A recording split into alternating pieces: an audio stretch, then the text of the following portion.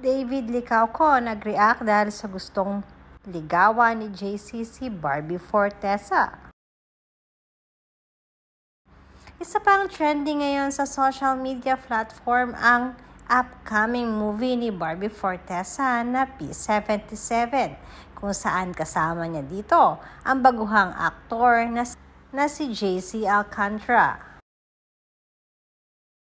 Ang movie ding ito ay kasama sa isa sa mga bucket list ni Barbie, kaya naman super excited siya para dito.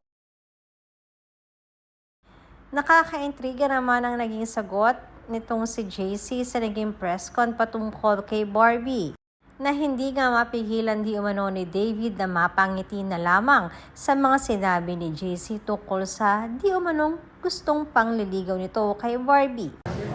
Ano yung sabi niya gano'n? So may mga joke na rin kaming gano'n. Saka masaya siya katrabaho. So, attracted ka naman sa kanya. Sino ba naman Okay, yun? di Sino ba? ba That's like, naman yun? of course. Kasi grabe si Barbie. Sobrang bilang isang actor din, parang isa siya sa iidolohin mo din talaga. Ang galing niya magdala, ang galing, marunong talaga siya. Matalino nga. Tapos nasa kanya na lahat. Ah, talaga? Grabe description. Nasa kanya na lahat. Nasa kanya na lahat. Pero ano Ba't sinayang pa? Easy, magaling ka na. Pandala may pinanggalingan niya. May plan. Madali lang. Nasa kanya na lahat. Ba't sinayang pa? So, bakit?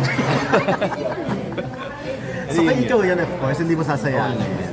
Oh my God. So, pinag-iisipan mo ba? Let's